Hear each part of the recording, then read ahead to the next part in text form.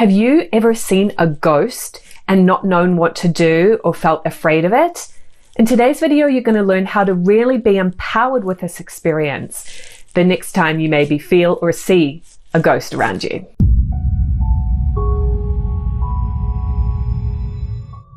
Hi there, my name is Melissa and I'm the founder of the Spirit Guided Life School. I'm here to help you develop your spiritual ability so you can really trust your own inner guidance and live your unique life purpose for this lifetime. If you are on a spiritual journey, welcome. Please hit that subscribe button, like and comment on this video to help me share this information with more spiritual seekers across the globe.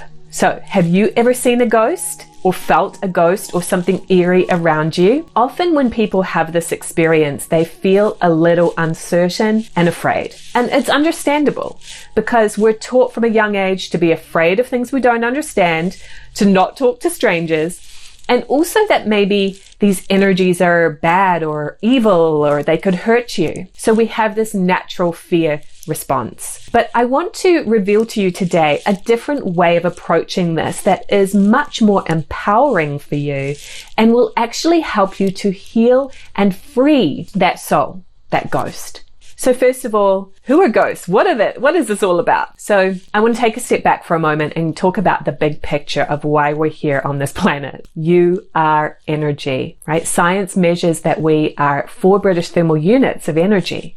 And when you pass on, that energy is no longer present in the body. Science can actually measure that shift. So from a spiritual point of view, you are an energy form. You are a soul who's come into this physical experience in order to learn and grow and master yourself. So we have lessons that we're here to learn. And when we've mastered those lessons, when we've completed this particular lifetime contract, then we sever the silver cord that connects the body to the soul, and we return home to the universe. We could call that God or source. It's our true home. We return back to that oneness and leave the physical body behind because it belongs on planet Earth. Now, what happens with ghosts is that something is interfering with their understanding that they need to move on and that they're complete from this lifetime. So there can be many reasons why this happens. They could pass on very suddenly and not even realize they're dead or not be ready to go. They don't feel fully regrouped. They feel they have unfinished business. Maybe there's something they're missing. Maybe they're missing a person. Maybe they're missing, if they were addicted to cigarettes, they want another cigarette. There's something that is keeping them anchored. It can often just be even with good intentions, like they regret a past mistake. They feel guilty for something. They feel anchored in some way to planet Earth. So those souls remain in kind of like this holding zone, you might say, around planet Earth energy. If we really are ready to move on, we go out, far out to the universe. But these souls are kind of staying around planet Earth, 0 to 15 miles around planet Earth, right? And so there's a level of confusion. Now, if you see a ghost, you have just become really sensitive. It's actually a really good sign that you are growing and developing spiritually, because these energies are all around us anyway. It's just some people are not sensitive to it, so they don't notice it. Whereas when you start on the spiritual journey, you become more psychic and more aware. And so you start to see these things or feel them. You might not actually see it, but you might feel it, right? And sometimes even actually see something. You would be amazed how many stories I hear from people who have seen ghosts and think maybe they're the only one who's had these kind of experiences or feel like they're crazy or wrong. This is a really, really common experience. It's good. It's a good sign. So here's some tips to help you to navigate this experience of seeing or feeling a ghost so that if it happens again, you don't have to feel afraid. You can feel really calm and empowered. So tip 1 is don't be scared. I know that's easier said than done. So if you have a fear response, that's okay. It's natural when we feel like something is maybe interfering with our safety or, could harm us in some way. It's a natural like flight or flight response in our body. However, I want you to do your best to take some deep breaths and really just relax and remind yourself that that soul cannot hurt you. As long as you know how to stay relaxed, that soul cannot interfere with you. It's really, really true. Because energetically, they just can't penetrate your energy when you're relaxed and clear. So with that process, ask your angels to come close to you. Just say that even out loud or in your mind, angels come close to me and protect me.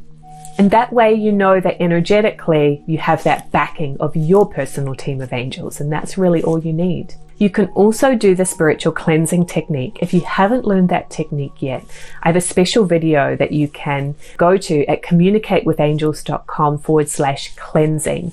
And that teaches you an amazing tool to keep your energy high and clear. And when you're cleansed, lower vibrations of energy, because ghosts are lower vibrations, right? When you're cleansed, those low vibration souls cannot interfere with you spiritually.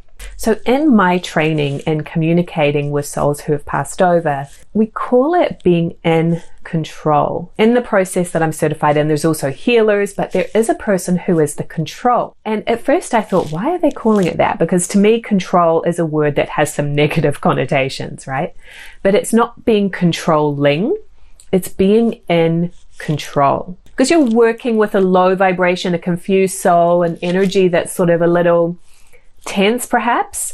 In order for you to be in control, you stay relaxed but firm in your style of communication. And that way you are in control of the situation and nothing can control you. So that's the energy that I encourage you to come from. Think of a time in your life where you communicated in that way to somebody.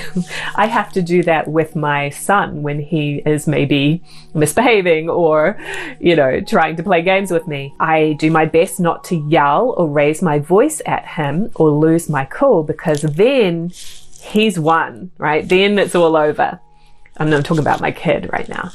So when I need to be assertive to my son, I stay relaxed but firm in my tone of voice. So that's what you want to do here. Know that these souls really don't usually have bad intentions. They're often just lost and confused. And you can see this as an opportunity to really heal and to be of service. So tip 4, here's what you want to communicate to that soul. You can say something, remember, in that relaxed but firm tone. You don't belong here. You've passed on from this lifetime. You no longer have a physical body, but you have angels with you. You probably see them as lights. Call those lights in close to you, and they are going to show you what is your next step. They're going to take you to a better place so you don't have to feel lost and confused anymore. So you're going to just say something along those lines. That's the things that you really want to communicate to that soul. Help them to know that they're dead, they don't have a body anymore, they don't belong here, and they need to go with their angels, which they see as lights. The lights are always there, but they might be so distant that they don't realize, they don't want to call them in. They're sort of being a bit stubborn, right? But you're going to now really encourage them to do that. Then tip 5, just ask that soul if they have a message for you, and just listen and receive it. Sometimes the soul just needs to communicate. Even if you didn't even know that person at all in their lifetime, it will really help them to just be able to communicate and release it, whatever they've been holding on to. They may not have anything, and that's fine. But if they do, it could be something along the lines of, I apologize for such and such thing. I'm sorry. I regret that. I'll do differently next time. Something like that. Or they might have a message, say, tell my wife that everything's going to be okay. And so you just receive that message. Try not to overthink this. Just notice any experience or even just a feeling that you have. Thank them for sharing. And then tip 6 here is to tell that soul, now it's time to follow the lights. And what you're going to do is you're going to say, when I count to 3 and clap my hands, you're going to go with those lights, and you're going to go 1, 2, 3 and clap. So that clap is a way to release that soul and cut your energy from the experience, because you don't want to have any lingering kind of low vibration around you. And this is what you can do. Now, I have had clients, I'm not saying this is everybody because I don't actually experience this myself, but I have had a few clients over the years tell me that when they start doing this kind of thing, they feel like they're just being bombarded with souls all around them wanting healing. So you get to decide how much you want to be involved in that. And your angels will help you with this. So this video is really meant for people that are sort of having a random occurrence that they're afraid of. If you're one of those few rare beings who just attract a lot of this kind of energy all the time, so much that it overwhelms you, drop me a line in the comments or email me privately so I can help you to go a little bit deeper into just feeling like you don't have to save the world by healing souls all the time, and you can really live your purpose. And I can also direct you to some trainings so that you can, really utilize this much more deeper than the simple tips I'm giving today. All right, so hope that's helpful. For the majority of you who are just experiencing this from time to time, I really want you just to feel empowered, to know that you're in control and there is really nothing to be afraid of. There's so many messages out there about demons and devils, and you can believe that if you want, but I'm here to offer you a different possibility, and that these are just souls just like you and I who just need an extra boost to send them on their way. So let me know in the comments below what you learned from this. What was your highlight? What was your favorite tip? And I encourage you to watch this video next, especially if you want to learn more about this whole idea of ghosts and really understanding it so that you're not afraid of it anymore. So this video here is called Do Ghosts Exist? And I talk about the different vibrations of energy that causes someone to become stuck when they pass on. So check out that video next, and I'll see you on over there.